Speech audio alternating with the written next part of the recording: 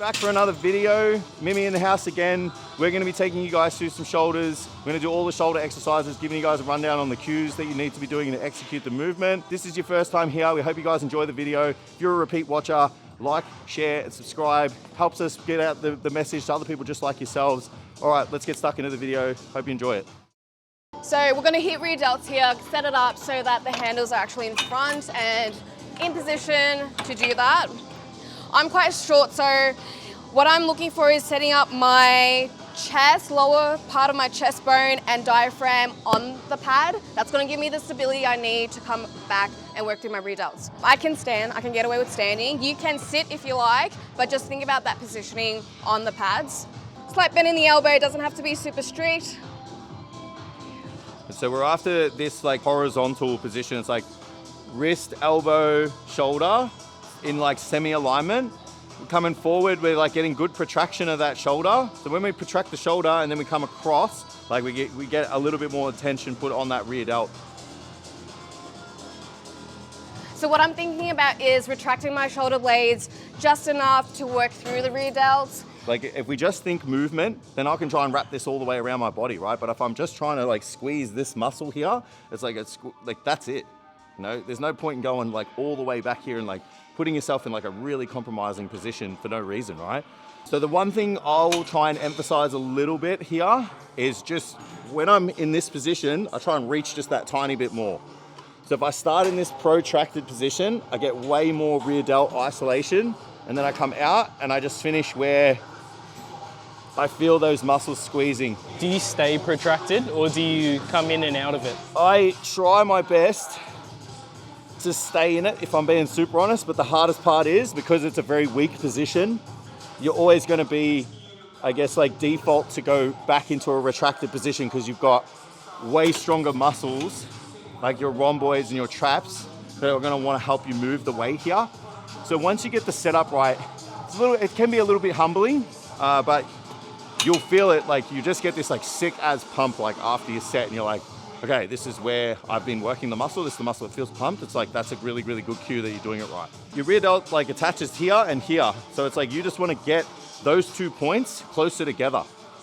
Like I know that's oversimplification of it, but that's really resistance training. It's like attaches here, it's here, let's get it closer together, put a bit of resistance in there and you'll win. Good protraction, get good protraction. That's it. And a nice sweep outwards. Yeah.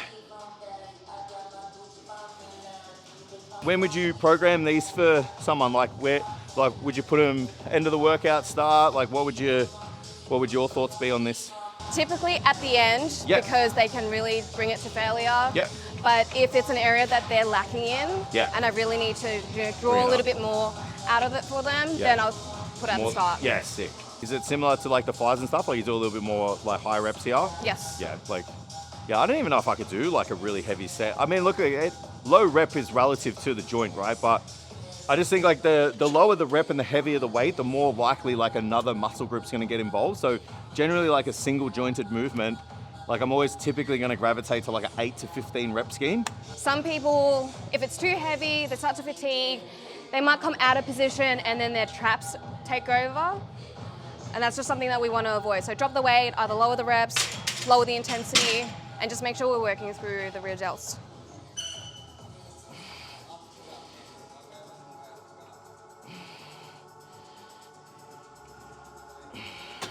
Yeah, I would just try and learn to contract your muscles without any weight. So it's like here, come out, like feel it shorten at the back there. And it's like, if you can do that, you can add resistance to it now to train it to close to failure. And it's like, that's the easiest simplification of the movement itself. Keep yourself stabilized, push yourself into the bench so your body doesn't move. The less fidgeting you can do in your exercises, the more tension you put on your target muscle. I don't know anyone that can sit in this position with like a bit of weight and push to failure. Every single person's gonna scoot back into a position that's stacked. Like there's gonna be some people, don't get me wrong, but it's like if I lifted there, it's like I can't even get my fucking hands back there. Like if we push into the machine like this, that's it, right? That's all I've got. So then I would need to be in a position where the dumbbell's stacked under the shoulders, yeah? So then instead of creating this gap here where I don't have that support, it's like we just put the seat back. You don't even need a lot, just that one back is usually Like quite a that's sweet pretty spot. good. That should be fine. It's like from here, yeah, sick. Like look at that, just stacked, pressed up, all good. Could I do a bit of stretching, preparation work, get that upright? Absolutely, but I just like, even then, it's like being at that 90 degrees, like I just don't think it's, most people need to be there. I don't think they can be there when it gets hard. Overhead presses. I like to save as much energy for the actual lift as possible. So I actually set up my dumbbells on my knees, launch it up overhead, instead of bicep curling it up. Foot positioned, nice and close to my center of mass. So, a lot of people are gonna ask, where does the arm fall in this exercise? So, some people, it's gonna feel really comfortable for them to come out here like this.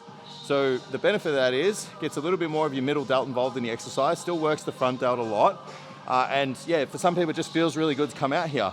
Now, some people would say, because again, we're more abducted outwards, little less stability in that joint, so maybe that's gonna compromise how much load you can do at a maximal level. Now, if that's not something that we're trying to work on at the moment, it's not a big deal. Some people, it's gonna be a little bit more comfortable to take their elbows in a little bit. Maybe they wanna target a little bit more of their front delts, the arm falling in here like this, and the weight going up like that. That's gonna complement that line of pull that favors the middle, the front of your deltoid, anterior deltoid. So, what does that mean? It means you can lift out here, no problem if that feels good. And it means you also can lift in here if that's okay and it feels good.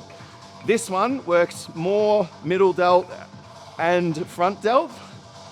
This one works more front delt than any other delt. So you get to decide how your overhead press feels for you the best, and maybe what you want to target at the same time if you're looking to like build a good set of cap delts. So again, it's like why exercise selection is important, and then how you execute it is also important. At the end of the day, you're gonna do what's best for you, right? What feels good for you. If you're trying to push strong, you want that variable to be as consistent as you can. So with my clients, I'll let them choose between the two. There's a preference for me, that's how I'll show them. But if they naturally go out a little bit wider, they feel stronger, that's where I'll probably leave them as well. Absolutely. Like just as a I just default to here, but like my humerus isn't really long either. So if you were someone who like their arm is super long, but the humerus was long, it's like coming out here, like you increase the distance, like that's just gonna increase the instability of the exercise. So then maybe that person might tuck their arms in a little bit when they're pressing just to get a little bit more stability in the shoulder. So it really does, like I don't wanna keep saying the same thing where it's like it depends and you know, it's about your leverages and all that. You guys are all different and we need to apply good training to all of you individually. So that's why we take you through all of this stuff and learn how to set everything up to maximize your training as good as we can. Dumbbell lateral raises. Coming out to about shoulder height. Think about sweeping as wide as you can as opposed to as high as you can. Once you go high and above shoulder height, you notice traps and other areas kind of taking over. So to get the most out of your delts, think wide.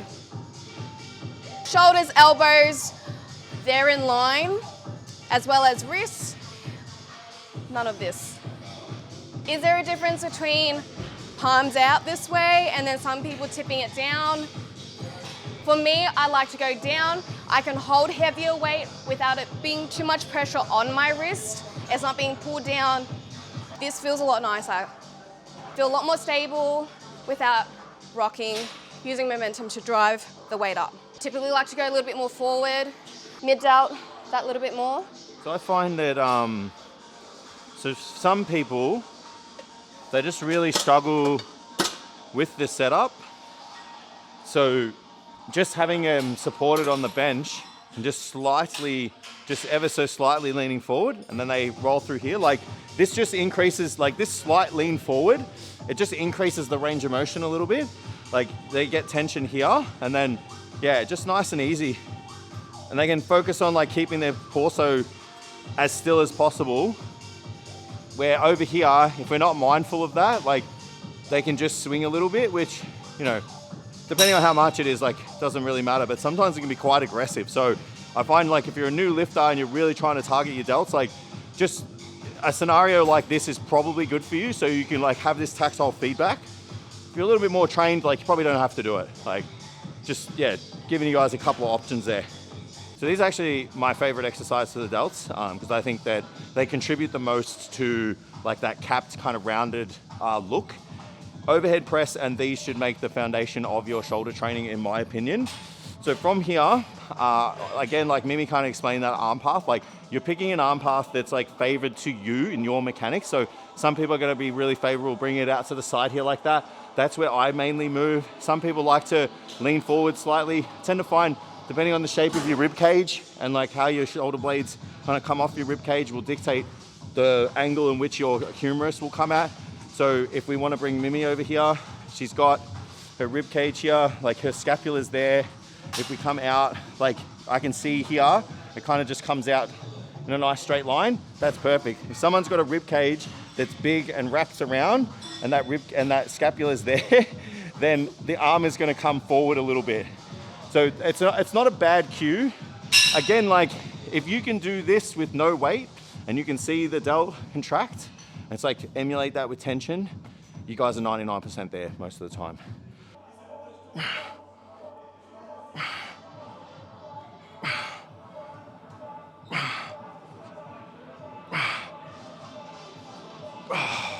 Such a good staple. Some people will veer away from this exercise because they feel like they feel their traps a little bit too much.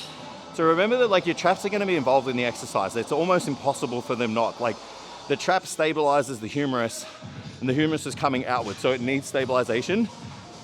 If you find that your traps are working too hard in the movement, you're possibly taking your arm up too high. Because you got to think like, if I take my arm up, like here and here are getting closer together, right?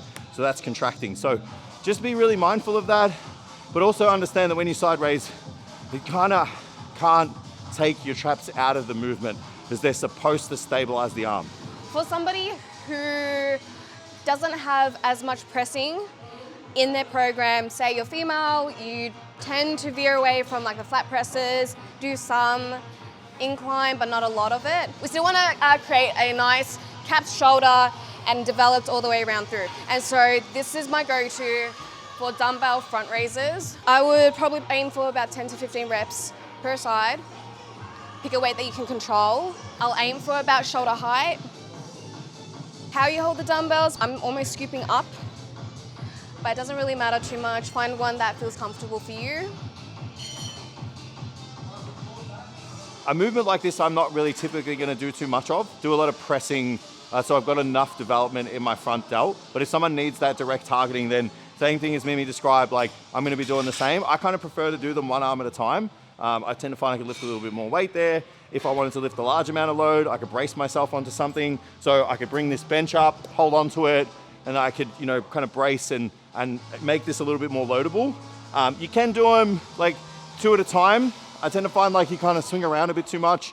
It's hard to lock your body in, but pick your poison, like it is totally fine. One thing we can do to change the range of tension for the exercise is we can just pick this variation where we sit on an incline and we actually work like more of like the stretch position of the front delt. So being seated like this, like I can get a really good like kind of contraction and shortened position emphasis. But as soon as I come back like this, like there's load now here where there wasn't before. So if I'm here, look at this same angle, there's like kind of not really a lot of tension there. But as soon as I come back here, like there's tension here. So again, just depending on what you're after, if you want to maximize the development of your front delts, you've got a couple of variations to work with here. Here, I can do them both at the same time because I've got that support, not swinging around with my body. You can do them one arm at a time if you want to brace and you need to emphasize these, maybe put a little bit more focus there. Taking this concept of like, how do I emphasize like the more lengthened position of the muscle? You can take that same setup to like a cable. So if I stood up and I set the cable behind me and I'm like that, and I kind of lift forward, like that's still gonna work that muscle in that lengthened position as well. So we've got a couple of little nuances and variations even within an exercise, which all applies to like just how you wanna apply that tension to your physique, which is the best part of training, right? So many different ways to do it. Would you then as you come up to the top range. Take it across. Take it across. Yeah, would you take it across? So, if I had a dumbbell, I don't think I'd need to. So I'm gonna take it up and like here, like that. There's line of pull, the vector of force is down. However, if I had a cable and like, because it's slightly wider, like you would come across like that, absolutely, because it makes more sense to do that. Because again, that line of pull is coming a little bit more diagonal. The only way you would rectify that if you did want to go straight through is you'd have to do it single arm and step over, and the cable's behind you and lift it up like that. So you could do it, it's just, if you want to do it two arm, you'd have to come across. So fuck, you can play a drinking game, and how many times you say it depends, right? Upright rows, I like to typically use an easy bar. It just feels a lot nicer on my wrist. A straight bar, Smith machine works just the same, even on the cable with the rope. So different ways you can load it, but all moving through the same range. My grip is actually quite light. And what I want to do is bring it to about chest height, about armpit, flaring my elbows out to the side. As I'm doing this, I'm actually keeping the bar relatively close to my center of mass. Anything further away, I feel like, I don't know, man, just feels so uncomfortable. Other areas start to overcompensate, my back might throw out. There's a bit of momentum rocking, so we just want to make sure we're centralized and stable to get the most out of our delts.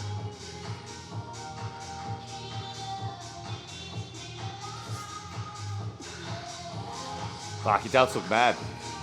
Shit. And that is how you get these.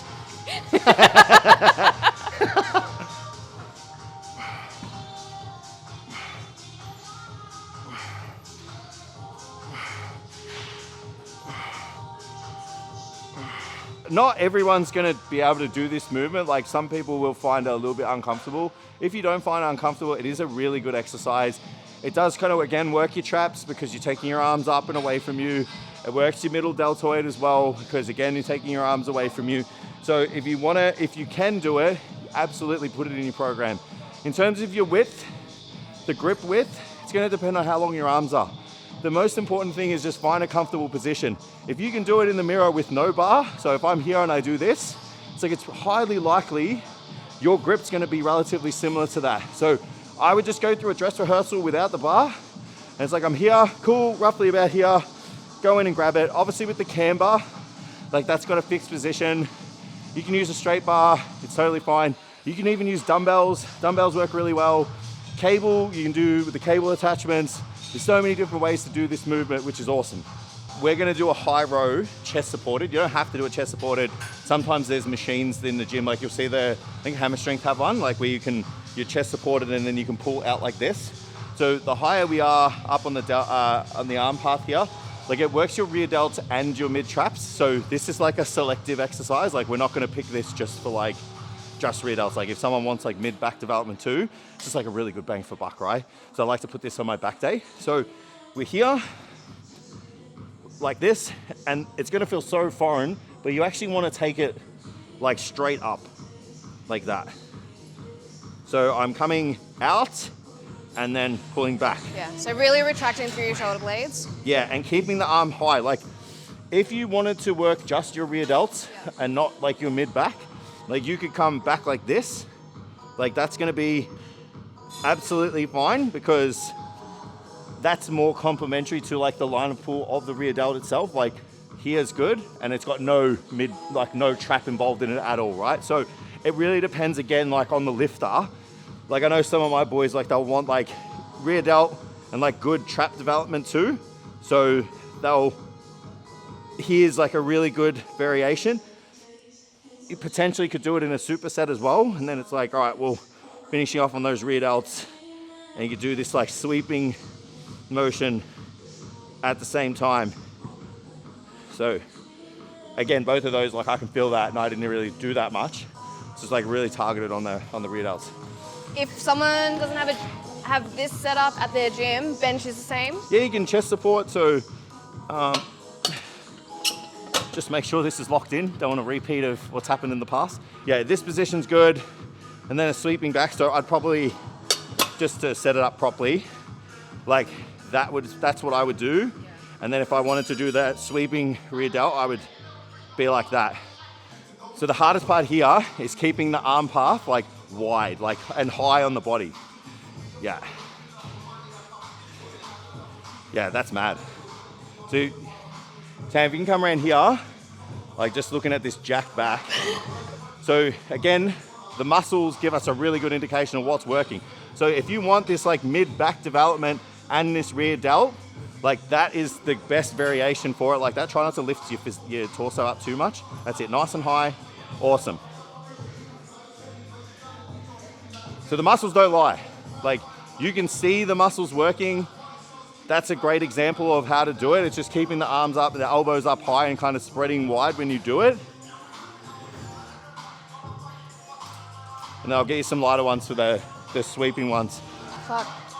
Oh. Yeah, your upper back is like mad. Thank you. The Proper, deficit be deficiting. Proper mad. Yeah, but like you got to build that back. You can't deficit and then just have it back. It's like, oh yeah, I dropped some body fat and had this mad back under there. Like, it doesn't work like that, bro. So from here, it's just a sweep that way. Yeah, that's it. Yeah, there you go. That's it. So you're still coming from like protraction, and you just like, I always think about like trying to drag my knuckles across the ground. I probably went a bit light on them for you, but hopefully you can still kind of like feel it. Good, bring your arms a bit closer to your body. Yeah, that's it there. Yeah. Lock yourself in and try and get your arms like if you take your arm back behind you, like your rear delt is going to contract. Like it's like that's as far back as it goes. It gets nice and short. So even just thinking about like tension application, you know, would I pick a dumbbell for this as a superior exercise? Probably not. I'd probably be better using a cable, like anchoring the cable and kind of pulling through here. I feel like I could probably get a setup that's pretty good there. But like you don't have cables or it's busy or whatever, like you can still do it with the dumbbells totally fine. It's just, you know, a little bit, I guess the range of motion is not as big in terms of like how much tension and stuff like that, but it'll still work your rear delts. Worked? Yeah, your delts feel pumped? Yeah, that's what I mean. It's like, it's just the best way to get them nice and short, you know? And then, yeah, you've got your like horizontal like fly, and then if you want to work that stretch position, like use a cable, because then like it's going to pull you this way, so there's going to be a lot of tension here. So if you do that, do this, you know, do a high row, and then you do all your normal rowing and stuff, like your rear delts shouldn't be an issue. Like you should have good rear delts. Over to the cable variation, which is going to work more of like that lengthened position of the deltoid. So again, like if you try your rear delt, so if you're trying to bring up your rear delts, you've got some really good exercises that we've shown you to kind of work like the shortened position of the muscle. This one's going to place more tension here to here, and it's going to drop off as we get to there, which is fine. So we're going to set ourselves up so we're braced, and then from here, I'm going to keep myself protracted, push out like that. Most of the tension is here, and then it drops off as we come up. So it's pretty good for like high rep work.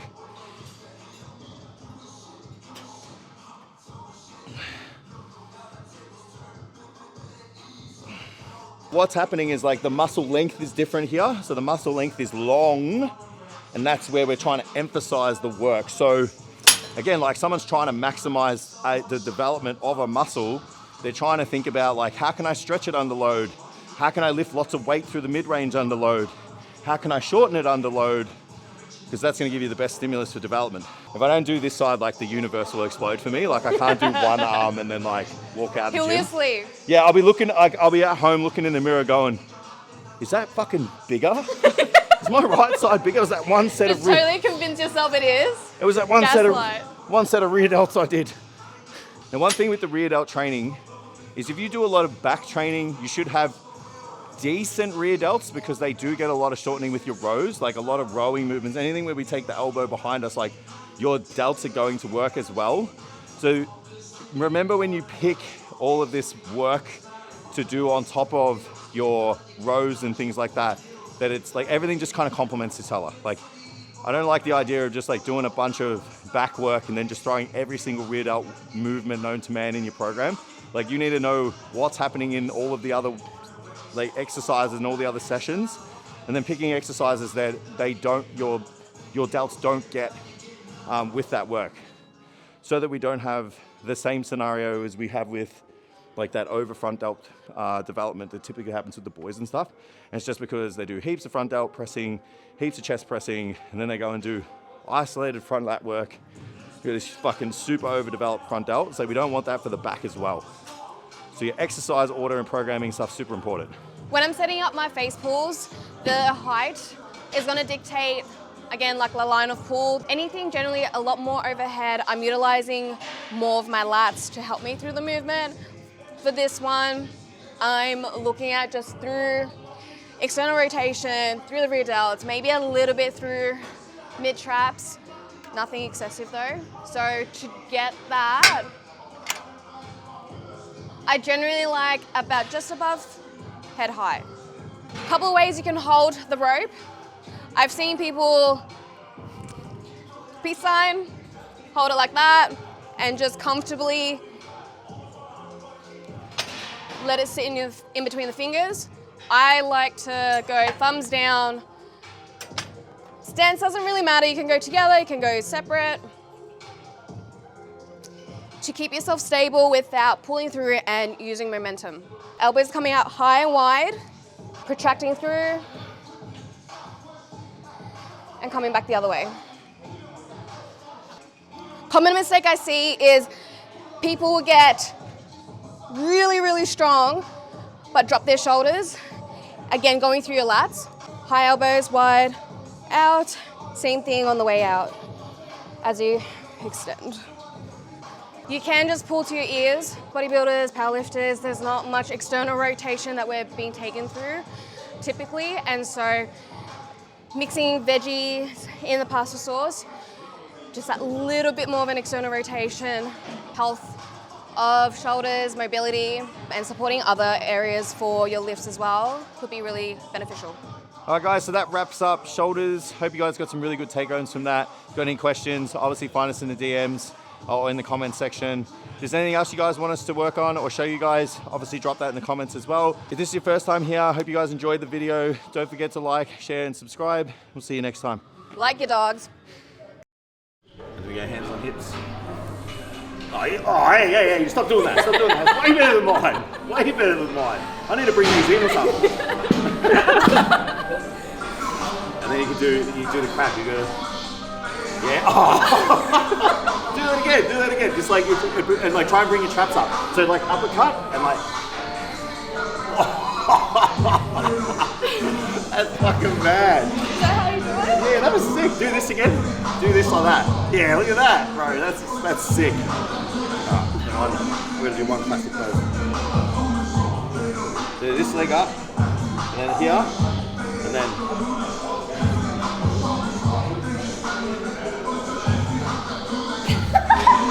Made it. Made it off.